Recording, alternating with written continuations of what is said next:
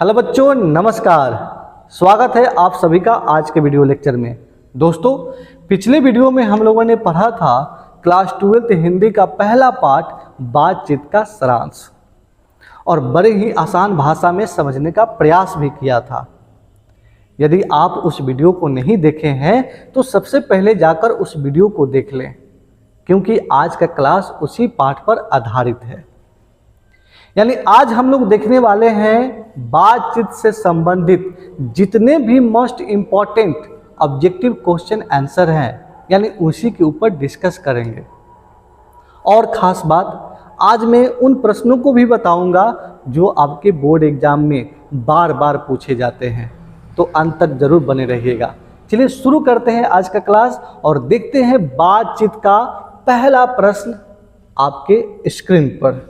चलिए फटाफट हम लोग क्वेश्चन का आंसर देखेंगे। डायरेक्ट क्वेश्चन, डायरेक्ट आंसर, कोई ऑप्शन वाली चीज नहीं होनी चाहिए। और फटाफट सारे क्वेश्चन को फटाफट करते हुए आगे बढ़ेंगे, ठीक है। चलो पहला प्रश्न देखो, कह रहा है कि बालकृष्ण भट्ट का जन्म कब हुआ था? तो याद रखो 1844 में। कब हुआ था दोस्तों? 1844 में। याद रहेगा, बालकृष्ण भट्ट का जन्म कब हुआ था? 1844 में। चलिए दूसरा प्रश्न देखिए, कह रहा है कि बालकृष्ण भट्ट का निधन कब हुआ था? तो 1914 में। कब हुआ था बाबू? 1914 में। अगला प्रश्न देखिए, प्रश्न नंबर 3, कह रहा है कि बालकृष्ण भट्ट ने किस पत्रिका का संपादन किया था? तो हिंदी प्रदीप नामक पत्रिका का इन्होंने संपादन किया था। और ये क्वेश्चन जो है मोस्ट VVI है। ये क्वेश्चन एग्जाम में बार बार पूछे जा चुके हैं, ठीक है। चलिए प्रश्न नंबर 4 यानी चौथा। और तेरी के तक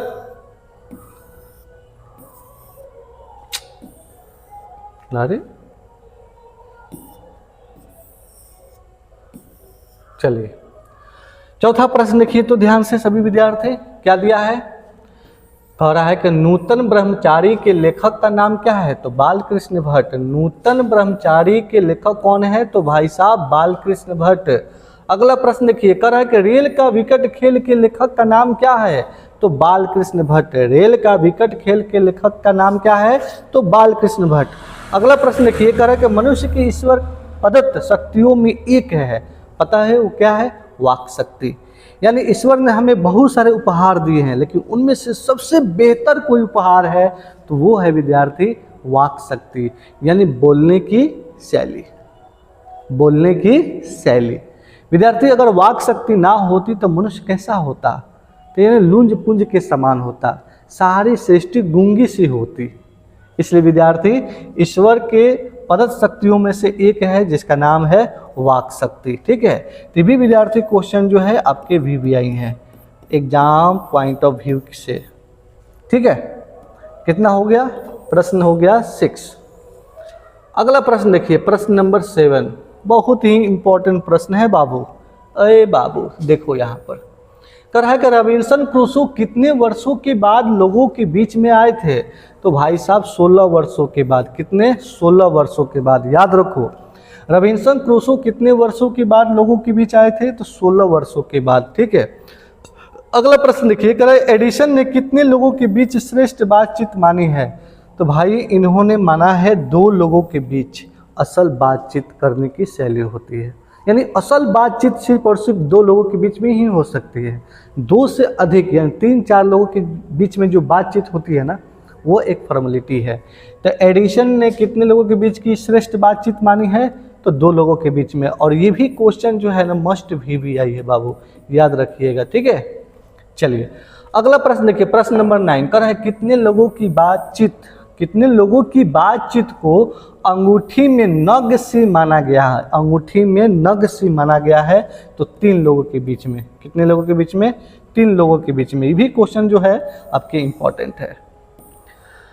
अगला प्रश्न देखिए, कर है कितने लोगों के बीच में बातचीत में फॉर्मेलिटी आती है? तो भाई 4 लोगों के बीच में। असल बातचीत 2 लोगों के बीच में, और 4 लोगों के बीच में क्या होती है? एक फॉर्मेलिटी होती है, ठीक है। वो बातचीत नहीं होती है। अगला प्रश्न है कि यूरोप में बातचीत की कला को क्या कहते हैं? तो आर्ट ऑफ कन्वर्सेशन। क्या कहते हैं दोस्तों? आर्ट ऑफ कन्वर्सेशन, ठीक है। यानी जो बातचीत यूरोप के लोगों के अंदर है ना, वो संसार में कहीं देखने को मिलता नहीं है। देखो, बातचीत भी एक आर्ट है, एक कला है, सबको नहीं आती है, और यूरोप के लोगों में बखूबी आती है, जिसे आर्ट ऑफ कन्वर्सेशन कहा जाता है। ठीक है, तो याद रहेगा, यूरोप में बातचीत की कला को क्या कहते हैं, तो आर्ट ऑफ कन्वर्सेशन कहते हैं प्यारे। चलो देखो आगे मुन्ना दिया है, काव्य कला प्रवीण गोष्ठी को क्या कहते हैं, तो सुहद गोष्ठी कहते हैं। याद रहेगा, सुहद गोष्ठी। प्रश्न नंबर 13 कर है, आधुनिक शुष्क पंडितों की बातचीत को क्या कहते हैं, बताओ तो क्या कहते हैं, तो शास्त्रार्थ कहते हैं। ठीक है, क्या कहते हैं, शास्त्रार्थ। ठीक है, चलिए अगला प्रश्न दिया है कि 25 वर्ष से ऊपर वालों की बातचीत कैसी होती है भाई। 25 वर्ष के ऊपर वाले की जो बातचीत होती है कैसी होती है, तो वो होती है सार गर्भित। क्या होती है, सार गर्भित होती है। ठीक है, चलो अगला प्रश्न देखो, 25 वर्ष के नीचे वालों की बातचीत कैसी होती है, तो दिल बहलाव होती है। कैसी होती है, दिल बहलाव। ठीक है, कितने प्रश्न हो गए, 15। चलिए 15 के बाद देखिए प्रश्न नंबर 16। चलो देखो तो कह रहा है कि हमारी भीतरी मनोवृत्ति क्या दिखलाती है, बताइए। 16 नंबर प्रश्न है कि हमारी भीतरी मनोवृत्ति क्या दिखलाती है, बताइए तो जल्दी, क्या दिखलाती है, बताइए जल्दी, क्या दिखलाती है भाई साहब, तो दिखलाती है नए नए रंग। हमारी भीतरी मनोवृत्ति क्या दिखलाती है, नए नए रंग। प्रश्न नंबर 17 कह रहा है, भीतरी मनोवृत्ति को क्या माना गया है, तो इसको माना गया है चमनिस्तान। क्या माना गया है, चमनिस्तान। जीभा को क्या माना गया है, जीभा को माना गया है कतरनी। विद्यार्थी ये क्वेश्चन जो है आपके एग्जाम में बार बार पूछे जाने वाले प्रश्न हैं। ठीक है, तो ये विद्यार्थी माना गया है कतरनी। वैसे भी कहा भी जाता है कि हमारी जीभा जो ना कतरनी के समान चलती है, इसलिए विद्यार्थी जो चीज़ बोलना है ना, तो सोच समझ कर बोला कीजिए। ठीक है, कतरनी समझते हैं, कैंची। चलिए अगला प्रश्न बताइए, कितना प्रश्न हो गया, 18 हो गया। वाह, इतना जल्दी। चलिए अगला प्रश्न देखिए क्या दिया है। अगला प्रश्न दिया है, आई तेरी की डिस्को करते हो, मारबो करते हो। प्रश्न नंबर 19 का है, क्रोध को क्या माना गया है, क्रोध को भाई साहब शत्रु माना गया है। क्या माना गया है, शत्रु। अगला प्रश्न देखिए, करा क्रोधादि को काबू करने के लिए किसे काबू करना है, तो भाई जीभा को। जीभा काबू होगा तो क्रोध भी काबू हो जाएगा। ठीक है, प्रश्न नंबर 20 हो चुका। चलिए अगला प्रश्न देखते हैं इधर। तेरे के 20 हो गया है ना, तो 28 है। चलिए इधर है,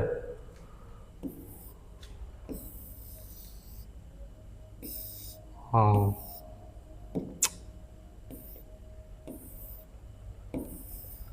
20 हो चुका है। चला 21 नंबर देखो बाबू, 21 नंबर देखिए तो क्या दिया है, अब हुआ फिट। 21 नंबर प्रश्न क्या दिया हुआ है, देखिए तो ध्यान से। 21 नंबर प्रश्न क्या दिया है, कह रहा है कि भाषण में किसका मौका रहता है भाई, भाषण में किसका मौका रहता है, तो नाज नखरे का।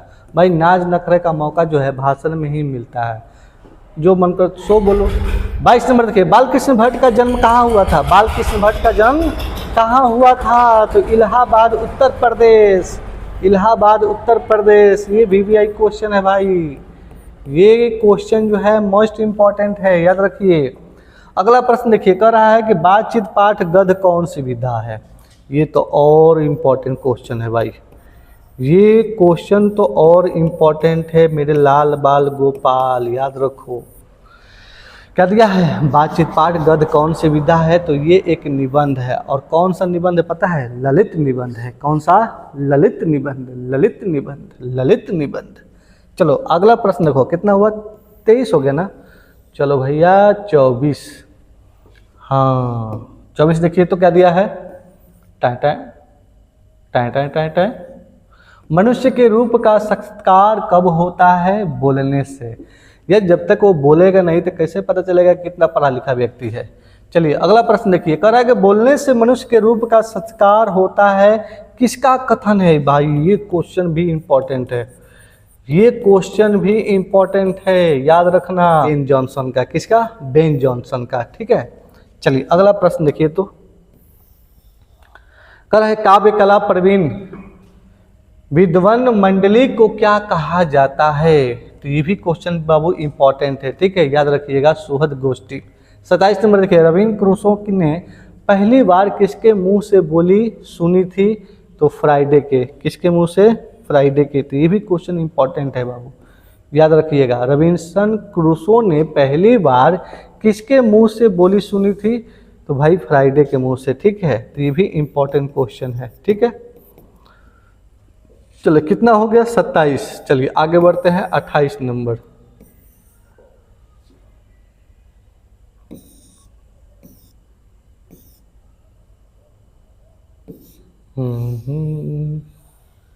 चलिए 28 नंबर देखिए, तो क्या दिया है, पढ़िए। बाहरी बातचीत में किसकी आवश्यकता पड़ती है? तो फरीक की। किसकी? फरीक की। 29 नंबर देखिए, 4 लोगों से अधिक की बातचीत क्या होता है? तो वो होता है राम रमावल। क्या होता है बाबू? राम रमावल। अगला प्रश्न दिया है कि अनादर का मूल्य किसे कहा गया है? अनादर का मूल्य किसे कहा गया है? तो बिन बुलाए जाने। बिन बुलाए जाना।